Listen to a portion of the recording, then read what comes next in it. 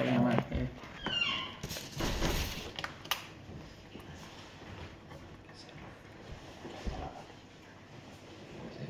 ¿Pueden venir? Yo sé, pero es la primera vez, ¿no? Que yo veo eso, sí.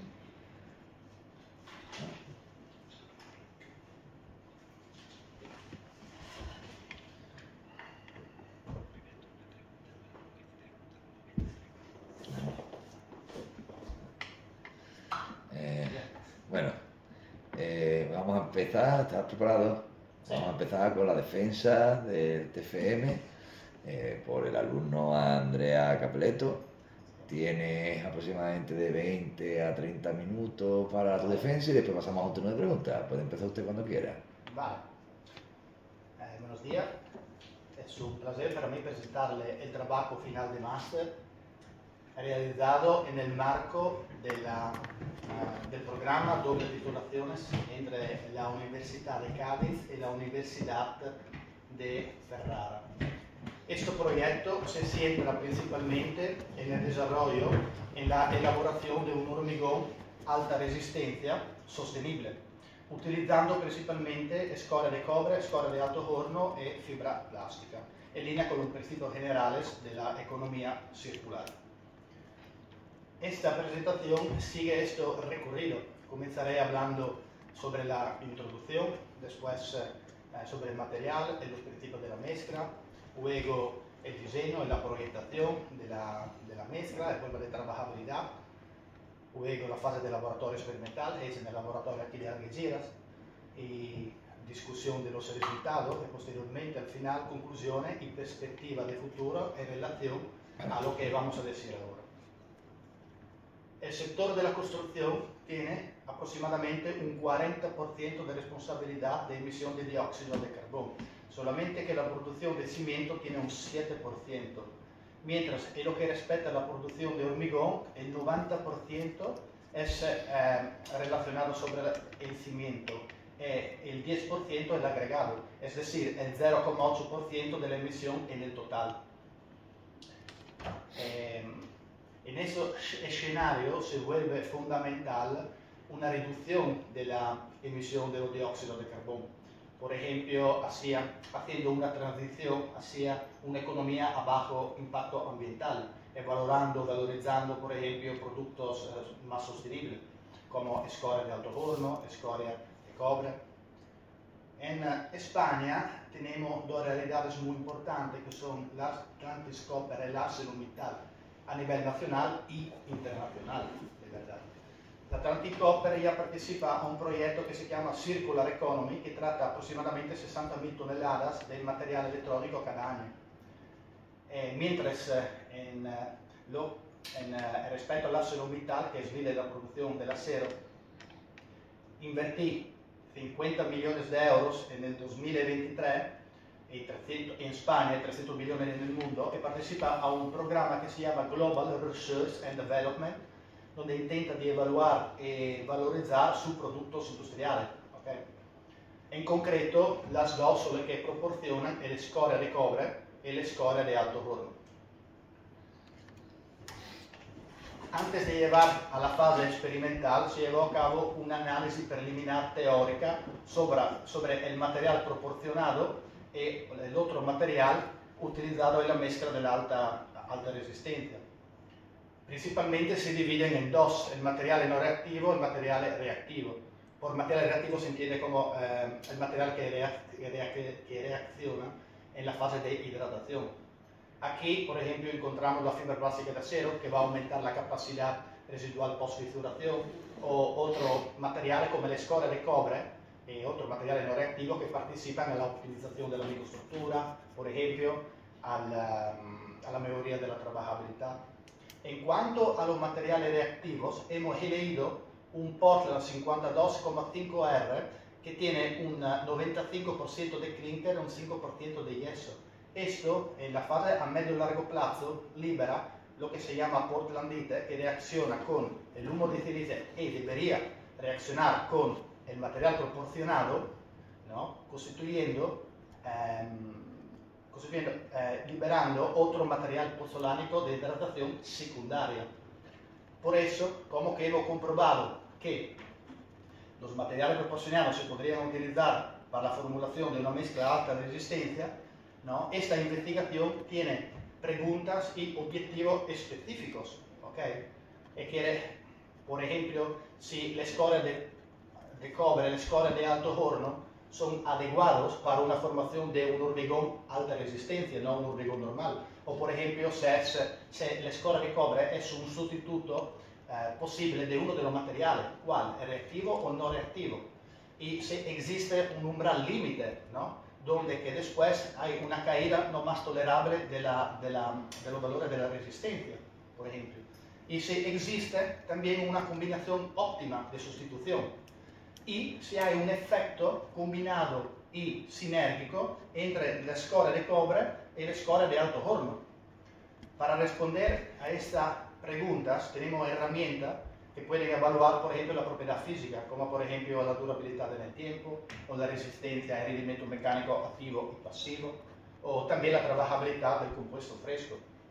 Para responder a estas preguntas, el primer paso que hemos hecho es una caracterización del tamaño de la partícula a través de una prueba de granulometría. En particular modo, vamos a ver la arena, la que se llama J5070, que tiene un tamaño de 0 a 0,6, comparado con la escoria de cobre. La blue, la arena, tiene más o menos un 80% de retención dominante entre el 0,2 y el 0,32 y un otro 8-10% del 0,4. Si nosotros lo comparamos con la escoria de cobre, donde tiene aproximadamente un otro 75% entre el 0,63 y 1,25, esta línea aquí, y un otro 16% de 2, no son compatibles las dos. Pero si se dosifican adecuadamente, eso podría mejorar la continuidad de la curva, entonces la resistencia del esqueleto del HPC. HPC es hormigón alta resistencia. ¿Okay? Luego, después hemos hecho la prueba de la comparación de la densidad entre el cobre y las dos arenas. Aquí hay un aumento del 48% aproximadamente de la masa. Esto implica un aumento de la masa en su complejo, ¿no? Y después un aumento de la inercia en el comportamiento y también un peligro de segregación, es decir, la partícula que tiende a depositarse en el fondo, como que tiene más densidad, ¿no?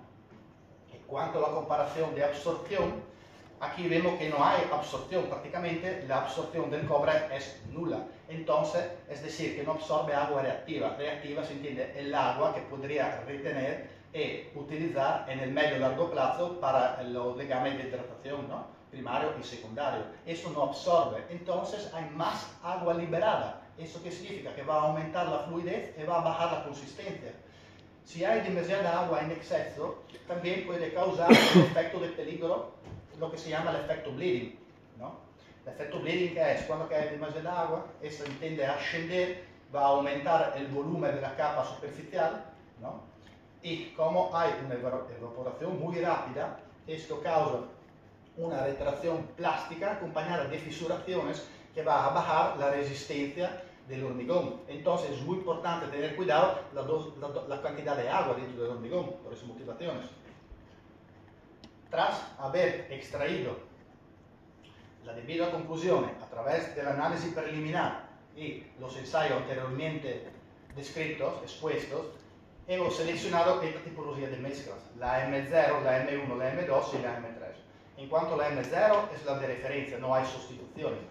En cuanto a la M1, la M2 y la M3 hemos sustituido a partir de un 30, un 50 hasta un 70% la escoria de cobre con la arena, la 0,6, la que hemos visto antes en la prueba granulométrica.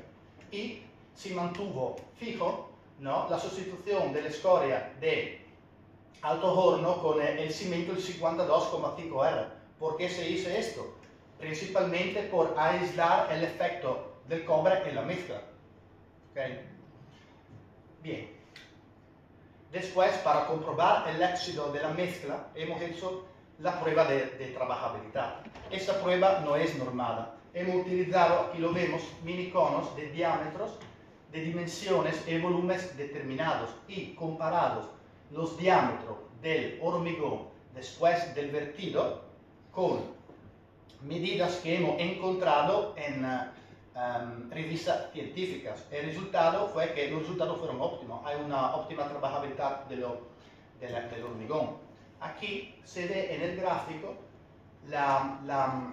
el efecto de la escoria de alto horno y la escoria del cobre. Por ejemplo, aquí en la M1 se ve que hay una trabajabilidad un poquito inferior. ¿Por qué? Se presume porque, como que la escoria de alto horno tiene una partícula más fina y una superficie específica más grande, eso implica una mayor absorción que va a quitar a la trabajabilidad, ¿no? Por eso se va a bajar la trabajabilidad. Como que se mantuvo fijo la escoria de alto horno, al aumentar del cobre, aquí se ve que hay una progresión, un aumento lineal de la trabajabilidad. Bien, como que hemos comprobado el éxito de las muestras, ahora se puede pasar a la formación de las muestras a través de moldes y siguiendo rigurosamente la normativa, en particular la EN 12390, que os permitía de utilizar moldes con algunas restricciones, ¿no?, más pequeños, ¿no? Moldes reducidos con algunas restricciones, como por ejemplo, tiene que estar como mínimo 3,5 veces el agregado más grande y la altura 2 veces el diámetro. Y por eso hemos elegido muestras reducidas cilíndricas de 25 por 50, mientras en lo que respecta a la muestra prismática nos hemos quedado con las dimensiones nominales. En la primera técnica que para todas las pruebas hemos siempre utilizado 2 o 3 probetas para verificar la variabilidad experimental. En particular modo, en los cilindros con la primera técnica utilizada, la One Cup, ¿no?, los valores que hemos obtenido en el primer intento no fueron fiables, porque se presume por el aspecto poroso o porque no fiable, para la variabilidad significativa de los resultados, y porque se presume por los contornos irregulares, por ejemplo, aquí se ve el aspecto poroso o irregular salado, o la presencia de crestas y cavidades en la arriba, aquí, y también el no paralelismo de la superficie de carga, ¿no? Por esto hemos pensado de hacer un segundo intento a través de una rectificación utilizando un disco diamantato, cortando la cabeza. Hemos mejorado un poquito los resultados, pero tampoco fueron fiables. ¿Eso por qué? Porque como que la superficie es muy pequeña, cualquier imperfección va a alterar de manera sustancial los resultados al final, ¿okay? Entonces hemos pensado que era hacer los cilindros a través de una otra técnica, la técnica que hemos llamado double cap, está aquí, lo vemos en el gráfico. Tampoco hemos podido utilizar estos resultados en la discusión final de esta investigación. ¿Por qué? Porque como que vemos aquí, la de referencia tiene una media de 71, entonces tiene un rendimiento inferior al valor esperado. Aquí vemos que debería ser más alto de 78-72. En cuanto a la M1 y la M2 tenemos una dispersión muy alta, y en cuanto a la M3 tenemos una dispersión muy alta y un valor, un 55,7, que hemos calculado a través de una probabilidad estocástica que tiene un valor de aparición aproximadamente de un 13,6%. Entonces esos valores no hemos podido utilizarlos para esas motivaciones. Mientras en lo que respecta a la muestra prismática, los resultados salieron muy bien en términos de resistencia y en términos de homogeneidad. ¿Okay? Solamente que en la M2 tenemos un valor que es el 82,95 megapascal, que a través del cálculo de la probabilidad estocástica hemos pensado de quitarlo. ¿Por qué? Para minimizar la influencia de medidas atípicas en la media general, en la media total. Quitando este número 82,95, esto es el gráfico que sale. Aquí se ve que hay una pérdida de compresión en la M1 y la M2 muy pequeña, 1,1 y 4,6%. En lo que respecta a la M3 ya vemos una caída del 10,6%. Aquí la línea ajustada, ¿no?, se ve que con el aumentar del cobre hay una caída exponencial, ¿no?, de la resistencia. En cuanto al ensayo de flexión, también hemos obtenido valores con desviación inferiores del 5%, entonces muy fiables, y también con una resistencia elevada, ¿no?, adecuada a un hormigón alta resistencia. Y además hemos obtenido una optimización entre la M0 y la M1. Aquí se ve la curva interpolada, la curva ajustada, que os permite ver que hay una optimización entre el 0 y el 30% de sustitución, ¿no?, del cobre con la arena de silicio. Y al aumentar de la sustitución del cobre, la otra línea de tendencia os permite ver que hay una caída significativa de resistencia. Esta optimización también quizás es salida porque hay un óptimo efecto filler y una continuidad de la curva granulométrica también óptimo. Al final, en relación a lo que hemos dicho antes, podemos contestar a las preguntas que hemos inicialmente planteado en esta investigación, como que sí, que el score de cobre es un material idóneo para una sustitución de 0,30%, también se puede considerar que es una combinación óptima. Hemos visto que una caída tolerable de la resistencia y una óptima trabajabilidad. En cuanto al límite técnico identificado, es a partir del 50%. Hemos visto antes que hay una curva exponencial después del 50%, los valores empiezan a ser significativos. En cuanto sobre el efecto combinado y sinérgico entre el score de alto horno y el score de cobre, solamente físico, porque el score de alto horno es un material pozzolánico latente, ¿no?, que a través de la portlandite hace productos de hidratación secundarios. Y mientras el score de cobre, como tiene un tamaño demasiado grueso para poder participar a la reacción, ¿no?, tiene solamente que un efecto físico, entonces actúa solamente como efecto de relleno. Y por eso podría tener como imperfecciones, errores, ¿no?, en la interfaz que va a bajar la resistencia del hormigón. Al final se puede decir que el rendimiento del hormigón depende principalmente del efecto filler y de la continuidad de la curva granulométrica. No obstante, por las razones que hemos anteriormente expuestos, ¿no?, esa investigación yo pienso que merece ulteriores investigaciones adicionales, ensayos adicionales, como por ejemplo la carbonatación y la permeabilidad, como no hemos podido hacer por problemas técnicos en el laboratorio. ¿Por qué? Carbonatación y permeabilidad son correlados entre ellos. Vamos a ver, es verdad que nosotros tenemos partículas finas en el hormigón alta resistencia, ¿no?, hemos visto, ¿no?, hasta un 2 milímetros, pero como que la trabajabilidad os sugiere que hay una continuidad granulométrica de la curva buena, eso significa que una absorción muy baja no es bastante para comprobar la calidad de este hormigón, entonces la durabilidad del hormigón, y también para justificar, ¿no?, el precio que sigue siendo muy alto para un hormigón alta resistencia. Ulteriormente se sugiere una molienda del score de cobre para optimizar la curva granulométrica, y también para un material fino podría reaccionar, ¿no?, y participar a la fase reactiva, ¿no?, como tiene óxido de aluminio, óxido de silicio y de hierro. En cuanto a la muestra cilíndrica, se sugiere de utilizar moldes más grandes, pero al menos el doble, un 50%, y colado único en un solo tubo y luego cortarlo. Así podría mejorar la repetibilidad de los valores. Último, pero no menos importante, es la prueba de lixiviación. El material proporcionado de la Atlantis Copper, ¿no?, tiene valores de mercurio ligeramente más elevados del valor límite que caracteriza el material como no peligroso, y por eso es necesario hacer una prueba de estabilización química, ¿no?, para comprobar que el mercurio se queda encapsulado dentro de la matriz cementicia. Eso podría transformar realmente un residuo en un recurso y utilizarlo en el sector de las construcciones. Gracias por su atención y a los que hicieron posible este trabajo y la posibilidad que me han dado para hacer este título.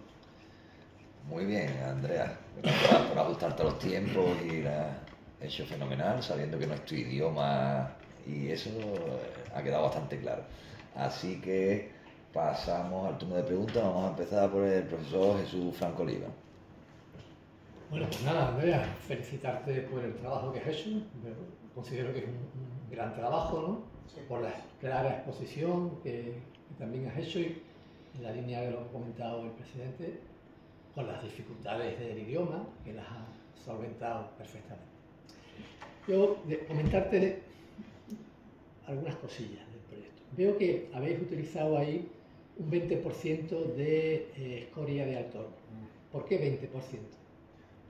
Bien, principalmente porque Porque, bueno, principalmente para aislar el efecto del cobre en la mezcla. ¿Okay? Secundariamente porque el tema principal de esta investigación es el score de cobre, por esa motivación.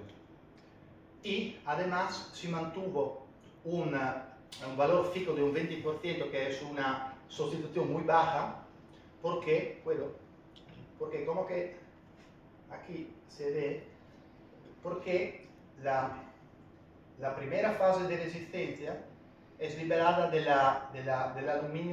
aluminato tricálcico que está dentro del clinker, ¿okay? Entonces solamente dentro del Portland 52,5R. El material, el score de alto horno, puede participar entonces, en el corto plazo, se habla de un día, 2 días. El score de alto horno y todos los otros materiales porcelánicos participan a la hidratación en el medio-largo plazo, cuando que el silicato tricálcico y el bicálcico liberan la portlandita y luego van a reaccionar hacia el otro producto porcelánico de segunda hidratación. Como nosotros hemos pensado que para mantener alto el nivel de resistencia, ¿no? Inicialmente los primeros días es importante, por ejemplo, para mantener los valores elevados en fase de construcciones, ¿no? Podría ayudar mucho a adelantar y a mantener altos los valores de resistencia. Muy bien. Otra cuestión que tengo es, también había usado como aditivo fibra plástica sintética, Sí. ¿no? Pero no decís qué porcentaje ni qué valores. Sí, vamos a decir, en realidad está normada entre un valor de 13 y 25 gramos, ¿okay? Entre cada litro. Nosotros hemos utilizado 13 gramos. Sí, la vais manteniendo constante, ¿no? Siempre constante. Porque la fibra mejora la resistencia a tracción. Exactamente. Cosa que os ha ocurrido La con el capacidad cobre, ¿no? residual post-fissuración. Sí. Aún va a aumentar la tenacidad. Entonces, resistencia la a medición, la mejora en resistencia de tracción, la habéis aislado, que es producida por el cobre solo. Participa, se podría usar acera o un material más sostenible que es la fibra de acero plástica, así se llama, fibra acero plástica, solamente para aumentar la sostenibilidad del hormigón. Pero también se podría usar la acera, como que es más sostenible. Y ya por último, a ver, la escoria de alto horno se utiliza en hormigones comerciales, ¿no? Exactamente. Es decir, que el score de alto horno ya está normada. Claro. ¿La escoria de cobre se utiliza en productos comercializados? No se utiliza, no está normada. Por eso esa investigación podría ser importante. Perfecto. Y como que hemos dicho que la Atlantis Copper hizo una inversión que nos dice de 10 millones de euros el otro año para intentar de hacer una prueba de una estrategia económica para, por ejemplo, nuevas construcciones, ¿no? En nuevos sitios, ¿no? Utilizando el score de cobre que ya tiene. Entonces, Perfecto. es una estrategia económica porque va a utilizar el material que es ahora mismo considerado peligroso y a transformarlo en no peligroso, utilizando el score de la construcción. Por eso podría ser muy importante seguir esa investigación. Muy bien. Bueno, pues ninguna pregunta más. Gracias. Muy bien. Bueno, pasamos al siguiente turno de preguntas del profesor Jesús Daniel Mena Valadez. Muy bien, muchas gracias, señor presidente. Andreas, gracias por la presentación. Me uno a las palabras de los compañeros. Hacer una presentación en un idioma que no es el suyo es complicado y lo ha solventado bastante bien. Se ha entendido mucho. La estructura de la presentación es una estructura adecuada, así que enhorabuena por ello. Tengo algunas preguntas en relación al trabajo. La primera es que no hay árido grueso. No, en hormigón alta resistencia el área de grueso es el 0,06. Y después un otro, el J8075, si no me equivoco, que es un 0,03. Este material fino es considerado el grueso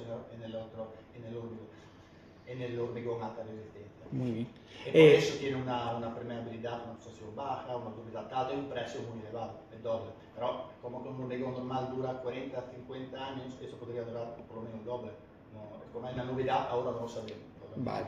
Tenía que verificarlo, comprobarlo. De acuerdo. Tengo también otra pregunta. El cemento 52R pero ¿qué cantidad de cemento lleva cada mezcla? Es decir, ¿cuánta cantidad de cemento le adiciona? Cada litro, si no me equivoco, 360 miligramos de clinker en el 20% de sustitución y 520, si no me equivoco, gramos sin sustitución en la M0 de referencia, que si no tuvo frigo. Vale. ¿El cobre, hay estudios en relación a que si a largo plazo podía haber o puede haber reacción entre el cobre y la portlandita? Sí, claro, pero en este caso no, porque como que hemos visto que no hay en el TFM, yo lo he escrito, que no está determinado el tamaño mínimo para que puede participar como material, que puede transformarse en material reactivo, pero sí participa porque participa. En nuestro caso no, porque el tamaño más pequeño es un 0,063, entonces es demasiado grueso, hasta el 2. Vale. En relación a la durabilidad hay otra cosa que me ha preocupado un poco, y es que cuando en un momento dado dice que, claro, el cobre no absorbe agua, entonces usted ha hablado de problemas de que la adición de escoria de cobre podría provocar exceso de agua, ¿no? Claro. Entonces, esos excesos de agua a largo plazo, también creo que lo ha dicho, puede provocar huecos internos en la masa cuando ese agua se elimine. Claro. Entonces, ¿eso no podría ser un problema de durabilidad? Claro, va por eso que tendría que hacer otra prueba de verificaciones y una prueba espectrométrica, me parece que se llama, con una prueba a través de un microscopio cortado y ver lo que realmente significa con una mezcla ya ajustada y ver hasta cuánto se puede tolerar una caída de compresión o menos, ¿entiendes?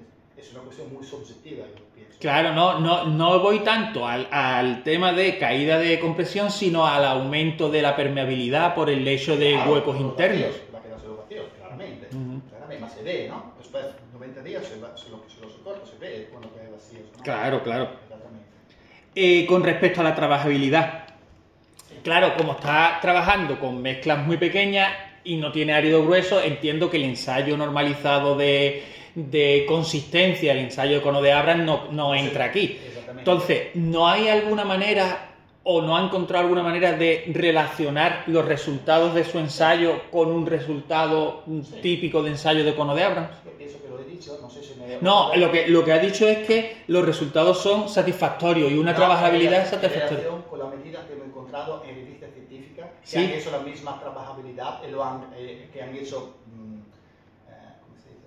Que han hecho pruebas de microestructura a través del microscopio, que al final han dicho que la mezcla están más o menos el mismo resultado, desde 18 a 22,5 centímetros Sí. de diámetro después del... Sí, pero lo que yo quiero decir es, si no hay...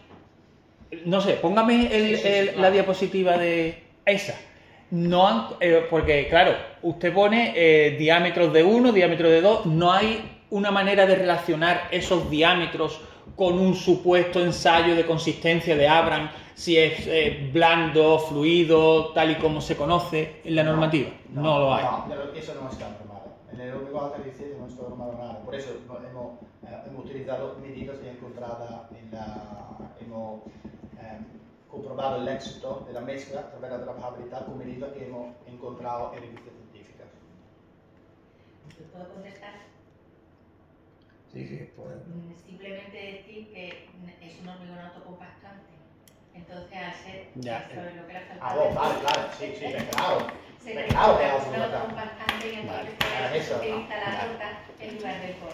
Pues entonces no tenía... obviamente, con eso ya todo lo demás sobra. Gracias, Lola. A ti. Pues nada, muchas gracias. No tengo más preguntas.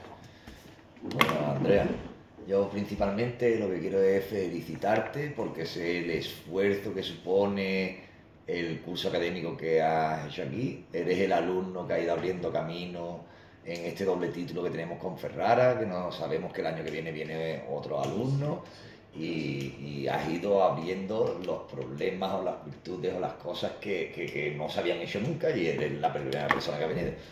Y evidentemente se está viendo tu esfuerzo y tu trabajo que has tenido, que hoy forma parte de este resultado, en el cual se ve un trabajo de investigación que está bien hecho, con todas las líneas que se esperaban, con las conclusiones, incluso con un alcance que para el tiempo que has tenido es un alcance muy, muy, muy alto, y con los problemas que se saben que han sucedido y todo. Así que todo queda claro, tu explicación ha estado clara, yo no tengo preguntas, ¿vale? Con esto es suficiente. Gracias. Podéis abandonar la sala y vamos a deliberar. Sí.